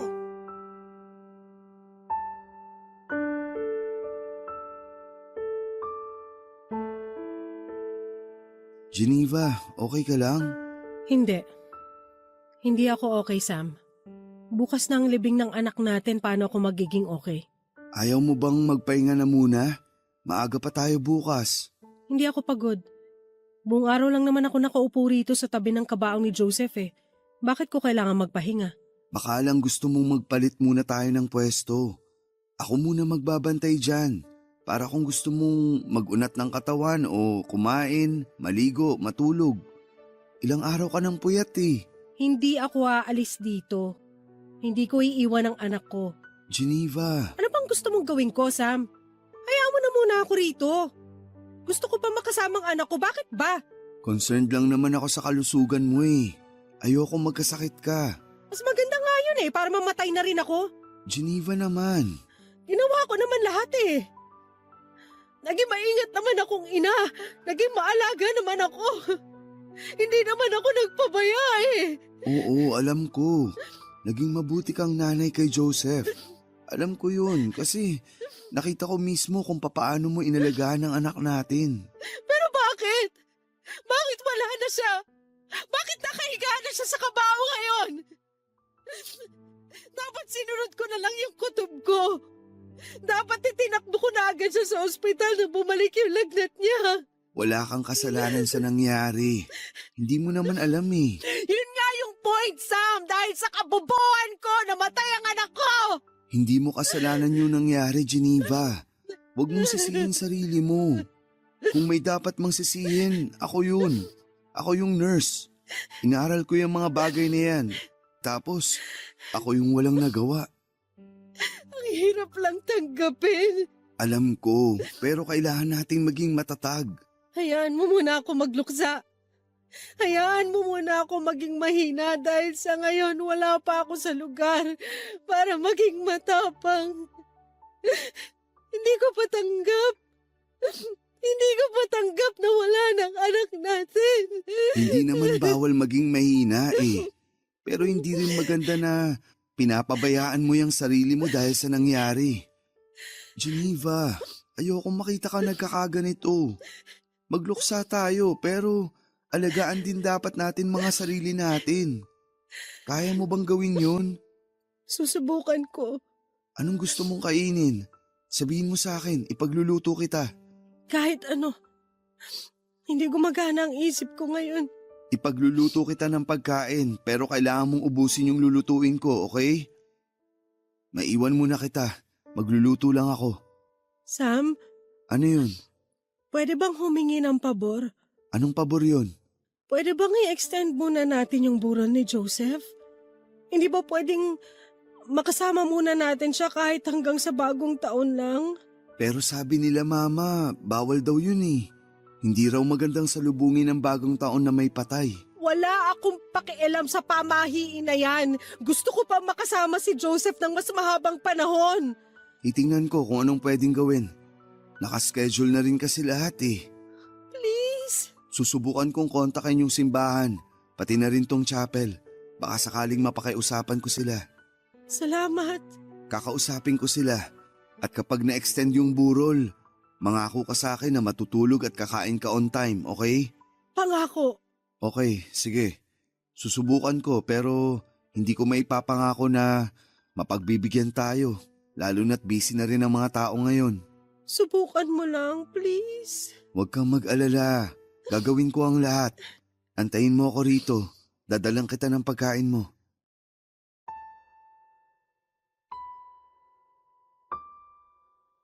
Malaki ang naging epekto ng pagkawala ni Joseph sa relasyon naming mag-asawa, Papa Dudut.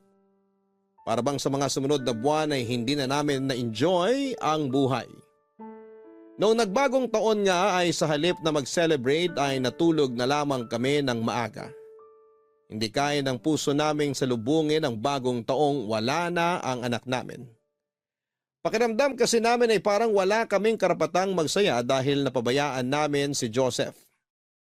Mabuti na lang at noong oras na yon, na sobrang napanghihinaan kami ng loob ng asawa ko ay nandoon ang mga kamag-anak at kaibigan namin na naging sandalan at suporta namin sa aming pagluluksa.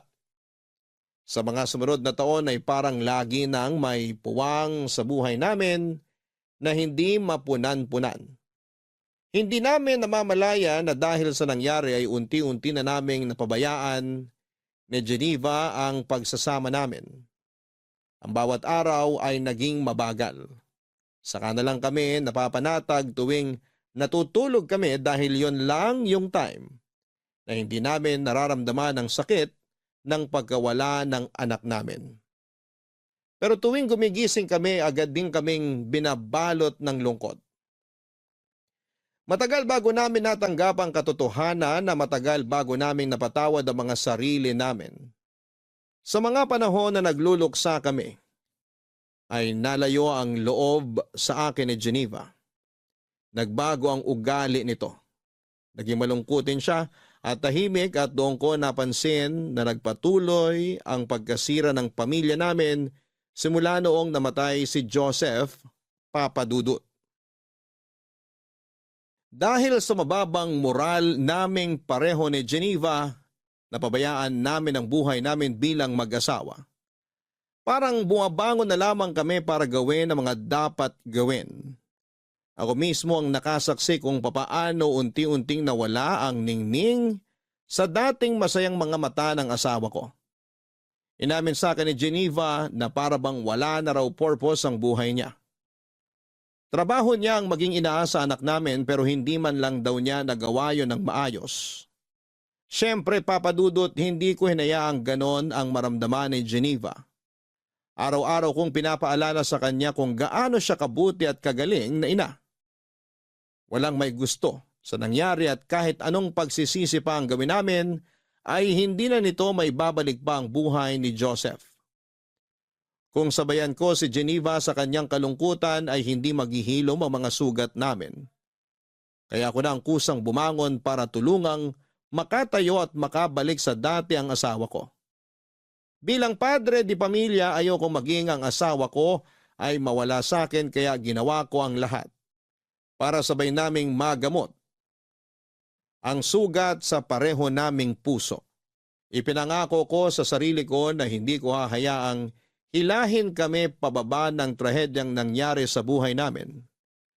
Ako ang nagsilbing motivation ni Geneva para magsimula ulit at hindi ako pumayag na hindi ko may babalik ang dating Geneva na malakas, matapang at puno ng positibong pananaw sa buhay.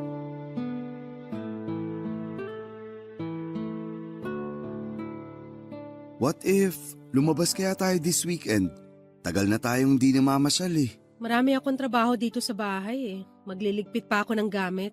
E di sa susunod na weekend, kung kailan hindi ka busy, sabihin mo lang sa akin para makapagpaalam ako sa trabaho. Wag na. Wala pa ako sa mood magsaya ngayon. Tulungan na lang kita. Ano ba yung mga ginagawa mo? Nagliligpit ng ano? Basta.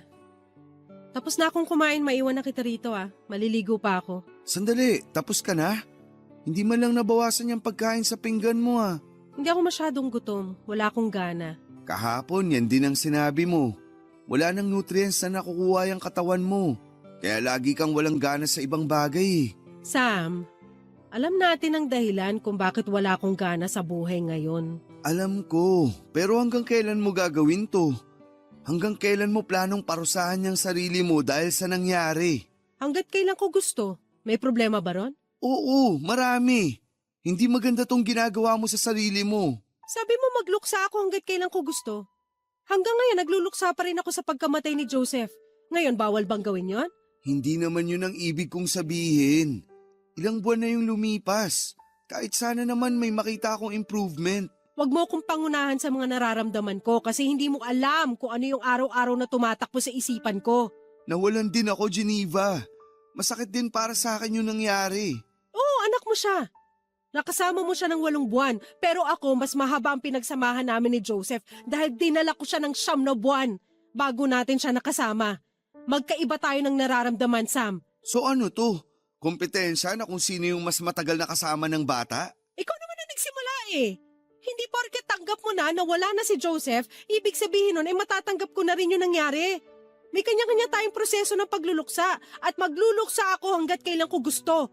Hanggat nabubuhay ako, hindi ko matatanggap na wala na ang anak ko. Sorry, hindi kita pinipilit na tanggapin ang nangyari. Hindi rin totoo na nakamove on na ako mula sa pagkawala ni Joseph. Ako rin naman, may mga panahon na nagsisisi ako, nangihinayang. Siguro nga, totoo na mas masakit para sa iyo yung nangyari dahil mas mahaba yung naging pagsasama niyong mag-ina. Literal na ikaw ang bumuo sa kanya eh. Gusto kong maghili ang puso mo at kung hindi ka pa ready, okay lang. Katulad nga ng sinabi ko noon, walang mali sa pagiging mahina. Walang mali sa pagiging malungkot pansamantala.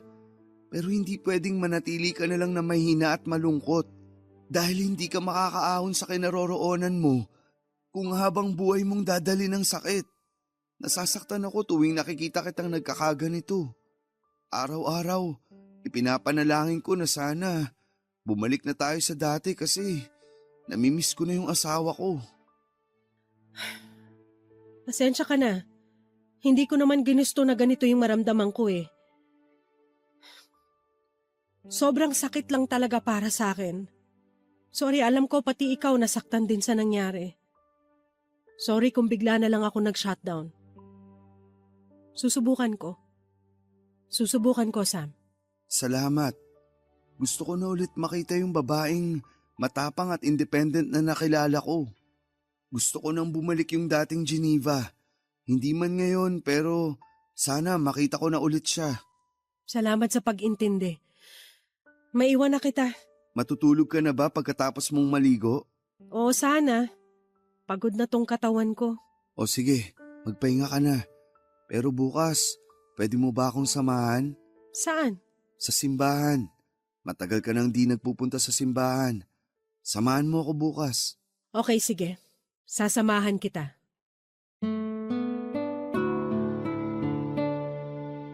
Ganun na nga po ang ginawa namin ni Geneva, Papa Dudut. Nagtulungan kami para makabangon mula sa nangyari sa aming pamilya. Pilit naming kinalimutan ang masamang pangyayaring yon sa buhay namin at sinubukan itong ibaon na lamang sa nakaraan sa pamamagitan ng paggawa ng bagong memories. May times na nagkakaroon kami ng relapse, lalo na tuwing may mga importanteng okasyon sa buhay namin at naaalala naming hindi na kami kumpleto. Pero time heals, ika nga nila. Dahil unti-unti ay natanggap din namin ang katotohanan na wala na talaga si Joseph. Nag-focus ako sa trabaho para makalimot samantalang si Geneva naman ay naghanap ng mga bagong pagkakabalahan para maibsan ang kanyang pangungulila. Thankfully ay nagkaroon ng magandang balita sa buhay namin matapos ang mahabang kalungkutan noong nalaman naming buntis si Geneva. Sobrang saya naming pareho dahil nagkaroon kami ng second chance para maging magulang ulit. That time, babae naman ang naging anak namin, Papa Dudut, at pinangalanan namin itong Lorraine. Sa pagkakataong yon, ay doble-doble na ang ginawa naming pag-iingat para sa pangalawang anak namin. In-spoil namin siya sa lahat ng bagay, ginawa namin ang lahat para hindi na maulit pang nangyari kay Joseph. Kaunting kagat lang ng insekto o lamok ay agad naming ginagamot ang bata. Mapaubo man o sipon, sakit ng tiyan at kung ano-ano pang tipikal na sakit ng bata ay nagiging okay na kami pagdating doon dahil ayaw na naming maulit pa ang nangyari noon. Sa kabutihang palad ay napalaki naman naming maayos na bata si Lorene sa sumunod na 9 na taon, Papa Dudut.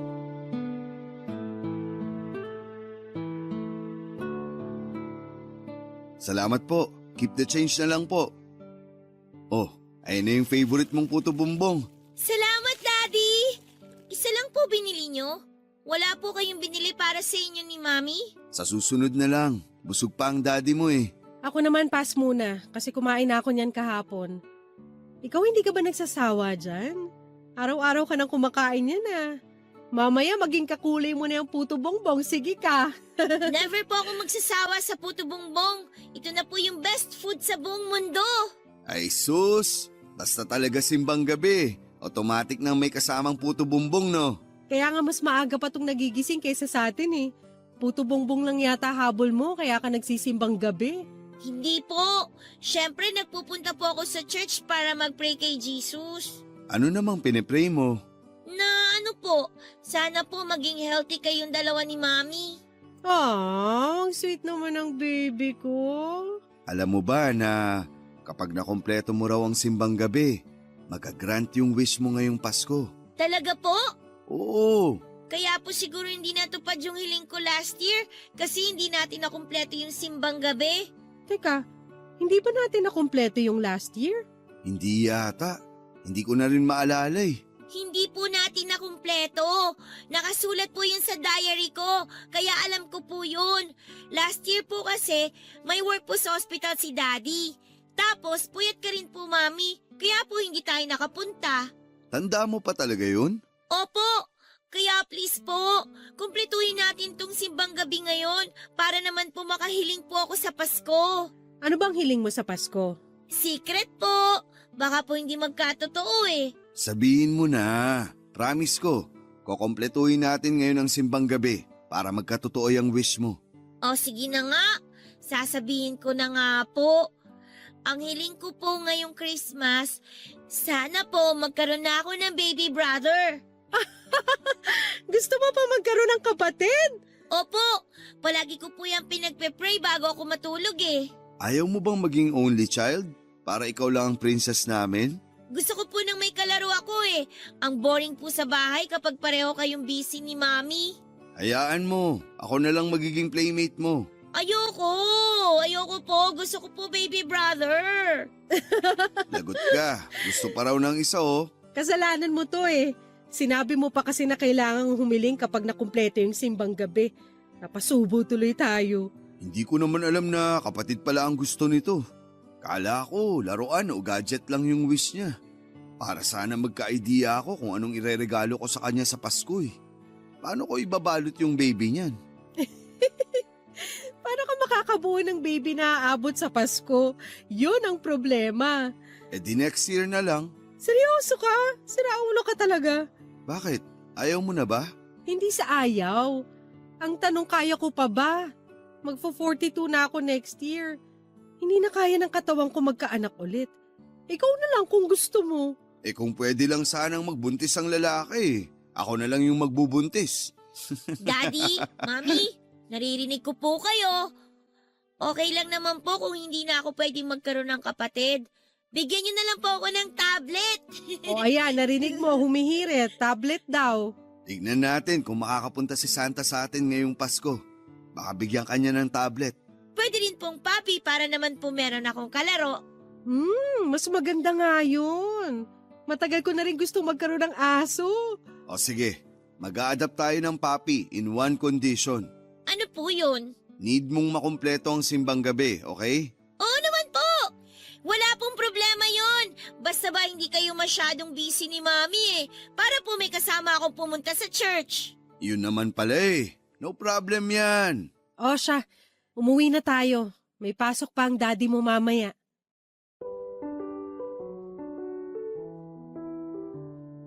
Simula pagkabata, Pasko na ang pinaka-paborito kong holiday sa buong taon.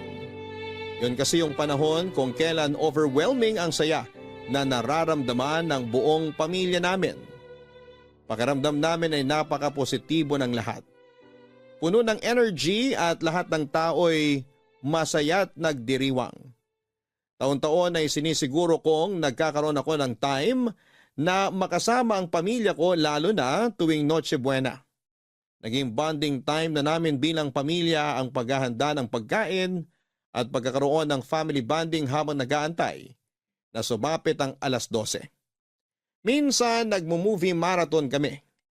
May pagkakataon naman na naglalaro kami ng board games. Every year ay sinisiguro naming mas enjoy ang bawat Pasko kesa sa nakaraang taon. Pagsapit ng Noche Buena, salo-salo kaming kumakain sa mga masasarap na handa at tuwing nangyayari yon, isang bakanting upuan ang inilalaan namin sa hapagkainan para sa anak naming si Joseph. Wala na siya sa buhay namin pero gusto namin ni Geneva na tuwing Pasko ay may espesyal na lugar ang panganay namin sa aming pamilya. Sa ganong pagkakataon ay nararamdaman namin na mas buo kami bilang pamilya. Gusto naming ipakita na kailanman ay hinding-hindi mawawala sa puso namin si Joseph. Pero papadudot ang hindi ko inaasahan noong taong yon. Sa halip na isang bakanting upuan lang ang kailangan kong ihanda sa pagsapit ng Pasko, ay 2 upuan pala ang mababakante sa mismong araw ng Noche Buena. Katatapos lang ng simbang gabi noon, tuwang-tuwa si Lorraine dahil sa wakas ay makakapag-wish na siya dahil nakumpleto na niya ang pagsisimba simula noong nagsimula ang simbang gabi. Dala ang paborito ni Lorraine na puto bumbong ay pauwi na kami noon at nagdesisyon na kung ano ang mga pelikula na papanoorin namin buong araw habang naghihintay para sa Noche Buena. Nakahanda na rin ang grocery list ni Geneva dahil marami siyang planong lutuin noong araw na yon. Sobrang saya ko noon dahil kompleto ang pamilya ko. Wala kaming problema, wala kaming inaalala. Ang mga regalo namin para sa isa't isa ay nakabalot na at naghihintay na sa bahay. Nakaredy na rin ang mga pailaw na sisindihan namin pagsapit ng hating gabi. Habang binabagtas namin ang daan pauwi, at nakikinig sa mga classic na Christmas songs, ay isang pick-up ang biglang bumangga sa sasakyan namin. Napuruhan ang likod ng sasakyan kung saan ay nakaupo si Lorraine. Pagkaramdam ko sa impact ng banggaan ay biglang lumubog ang puso ko. Agad na pumasok sa isipan ko ang anak ko. Natakot ako para sa kanya at biglang nanumbalik ang bigat ng puso ko 9 years ago nung nabalitaan kong patay na si Joseph. Ayokong mangyari ulit yon, papadudot, pero yon ang nasa isip ko habang nagpapaikot-ikot ang sasakyan namin. Kahit nahihilo ay agad akong lumabas ng sasakyan para i-check ang anak ko. Duguan nito at wala ng malay. Agad ako nagsagawa ng first aid samantalang tumawag na noon ng tulong si Geneva. Mabilis kaming nakarating sa ospital at doon ay agad na binigyang lunas ang anak namin. Sam, okay ka na ba? Oo, na-dislocate lang tong braso ko pero hindi na kailangang operahan. Mabuti naman. Ikaw, okay ka lang ba? Wala ka bang sugat? Wala, may ilang galos at pasalang ako. Malaking tulong yung suot kong seatbelt kaya hindi ako napuruhan. Salamat sa Diyos at okay ka lang. Si Lorraine? Wala pa siyang malay. Natahi na yung sugat niya sa braso. Tinamaan siya ng bubog eh. Kinukunan na siya ng CT scan ngayon para malaman kung may internal damage ba siya. Diyos ko, bakit ba ito nangyari kung kailan magpapasko? Kasalanan ko to eh. Aksidente yung nangyari at wala kang kasalanan dun. Huwag mong sisihin ang sarili mo. Maayos na naging pagpapatakbo mo ng sasakyan. Kung may kailangan managot, dapat yung pick-up yun. Hindi nagminor sa intersection yung driver eh. Ano palang balita tungkol dun? Kumusta yung mga sakay ng kabilang sasakyan? Wala naman daw napuruhan sa kanila. Nakausap ko yung driver. Nandito rin sila sa ospital ngayon. Maya-maya may pupuntang pulis dito para mag-imbestiga. Gusto ko silang makausap. Nasaan sila? Sam, wag na. Pasko ngayon. Malala na tong nangyari sa atin kaya hayaan mo na lang muna sila. Paano ngayaan? Hanggang ngayon wala pang maalay ang anak natin dahil sa kanila. Nasira raw yung brake ng sasakyan nila. Nakausap ko na.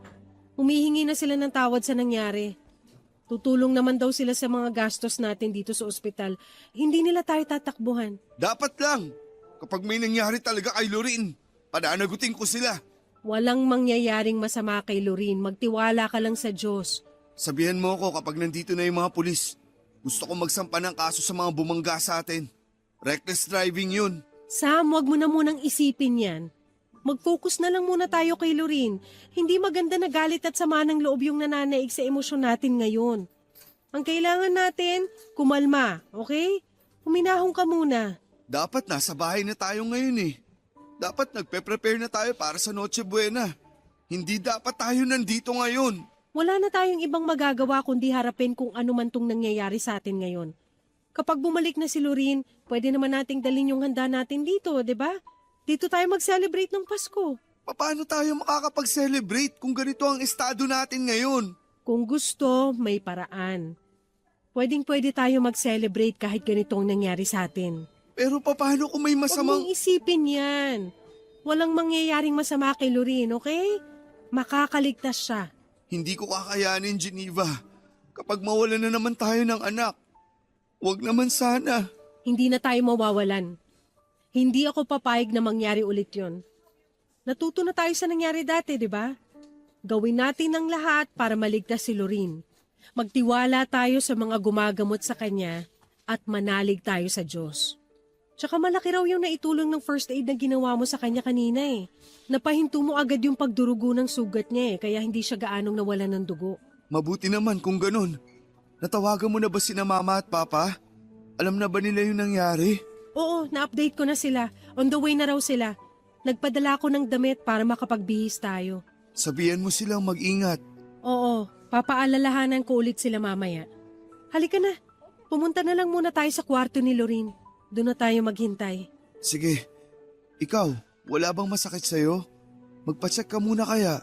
Okay lang ako, walang masakit sa akin. Sure ka? Oo, na-check mo na ako kanina, di ba? Gusto ko lang makasiguro. Huwag mo na akong alalahanin. Okay na okay ako. Nang gabing yon ay sa ospital na kami nag-celebrate ng Pasko. Malaki pa rin ang pasasalamat ko dahil kahit sugatan ay kumpleto at safe na ang pamilya ko. Labis-labis ang pasasalamat ko sa Panginoon noon dahil okay ang anak ko. At hindi ito nagkaroon ng internal injury na unang ikinabahala ko, Papa Dudut. Akala ko talaga noon ay mawawalan na naman ako ng anak. Kapag nangyari yon ay hindi ko na talaga kakayanin. At baka mabaliw na lamang ako. Habang nagpapahinga sa ospital ay bigla akong ginising ni Geneva kakatapos lang noon ng kasiyahan matapos mag-celebrate ng Pasko ang lahat. Mag-uumaga na noong sabihan ako ni Geneva na hindi maganda ang pakiramdam niya. Bigla na lang itong nagsusuka. Masakit daw ang ulo niya at nahihilo siya. Saka lang nag-sink in sa akin ang isang realisasyon. Sa sobrang pag-aalala ko kay Lorin ay hindi ko na-check ang asawa ko pagkatapos ng aksidente. Wala din naman kasi siyang anumang matinding sugat na tinamo maliban sa mga pasa at galos. Sa katunayan ay siya pa ang nagbantay sa amin habang pareho kaming ginagamot ng mga doktor ni Lorin. Akala ko ay okay lang ang asawa ko. Pero noong nalaman kong may masama itong nararamdaman, ay agad akong nagpatawag ng nurse. Bago pa man sila makarating ay nawala na ng malay si Geneva at nag-seizure na siya, Papa Dudut. Agad siyang tinignan ng doktor at makaraan ng ilang oras ay dumating sa akin ang balitang wala na ang asawa ko. Nagkaroon daw siya ng internal bleeding sa utak at huli na ang lahat. Ayon sa doktor ay hindi siguro agad naramdaman ni Geneva na may dinadamdam siyang sakit dahil na rin sa adrenaline at sobrang pag-aalala para sa amin ng anak ko. Papadudot muling gumuho ang mundo ko ng araw na yon. Kung kailan Pasko ay muling nalagasan na naman ang pamilya namin, Papadudot. Simula noon ay nag-iba na ang tingin ko sa Pasko.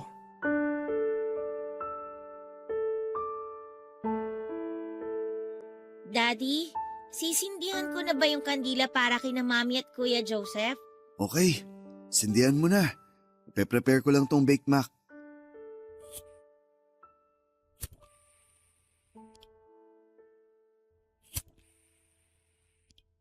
Ayan, nasindihan ko na. Wow! Ang bango naman itong kandila. Scented candle yan. Favorite scent yan ng mami mo. Lavender. Tapos, ano naman po itong kay Kuya Joseph? Ano ba? Hindi ko na maalala eh. Ano bang nakalagay dyan? Sandali lang po, check ko. Baby powder po ang nakalagay eh. Ah, oo. Baby powder nga. Ano, amoy baby ba? Parang medyo sweet siya, Daddy. Parang amoy ng cologne. Talaga ba? Opo. Daddy, tulungan ko na po kayo dyan. Ano po bang pwede kong ayusin? Ilagay mo na yung mga plato sa table. 4 lahat yan ha. Okay po. Akin na lang tong reindeer na plato. Tapos sa inyo naman po yung may Santa Claus. Tapos para kay Mami naman tong plate na may snowman. At kay Kuya Joseph naman yung may design ng Christmas tree. Eh yung upuan nila Mami at Joseph, naayos mo na ba? Hindi pa po, pero isusunod ko na po, Daddy. Ayan, complete na. O heto, ready na rin yung pagkain natin. Maupo ka na. Sige po. Ang konti lang ng food natin ngayon, Daddy, no? Tayo lang naman ang kakain eh. Ano, kain na tayo para makanood tayo ng fireworks mamaya. Sige po. Oh, pray muna tayo bago kumain. Sige po, Daddy. In the name of the Father, and of the Son, and of the Holy Spirit. Amen. Panginoong Diyos, maraming salamat po sa biyaya ng buhay at sa mga pagkaing ipinagkaloob ninyo sa amin. Sa gabing ito ng bisperas ng Pasko, kami po'y nagpapasalamat sa pagdiriwang ng pagdating ng aming tagapagligtas, si Jesus. Naway maging daan ang aming pagtitipon para magkaisa sa pagmamahal, pagkakaisa at pagpapatawad. Pagpalain po ninyo ang aming pagkain at ang bawat isa sa amin. Sa pagkakataong ito, inaalala rin po namin ang mga mahal naming pumanaw, lalo na po sa araw na to, sa anibersaryo ng pagpanaw ni Geneva at Joseph. Kami po'y nagdarasal para sa kanilang mga kaluluwa. Naway maramdaman nila ang iyong kapayapaan at pag-ibig sa kabilang buhay. Gabayan po ninyo kami sa patuloy na pag-alala at paggalang sa kanilang mga alaala. Lord, sana po maging happy ang Christmas ni na Mami at Kuya Joseph dyan sa langit. Nag-prepare po kami ng space para po sa kanila dito. Ang hiling ko po ngayong Pasko, sana po maging masaya na ulit si Daddy katulad ng dati. In Jesus' name we pray. Amen. Amen. Bakit naman yun ang winish mo para sa akin?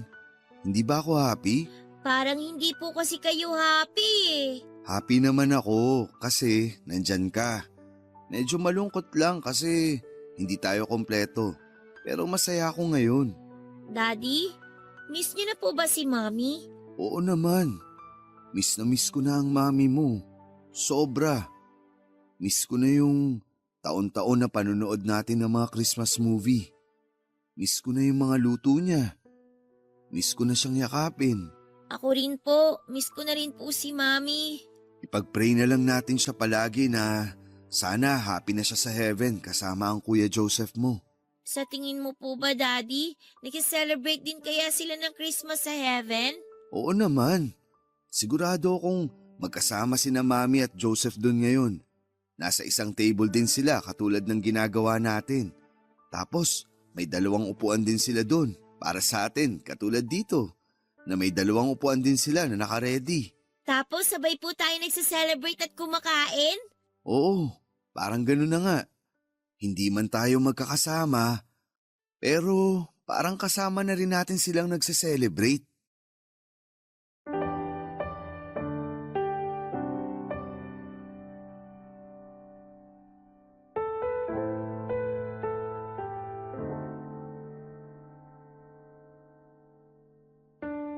Taon-taon, gano'n na po ang naging tradisyon namin ng anak ko. Lagi kami naglalagay ng 2 bakanting upuan sa hapagkainan tuwing Pasko para maging buo ang pakiramdam naming mag-ama.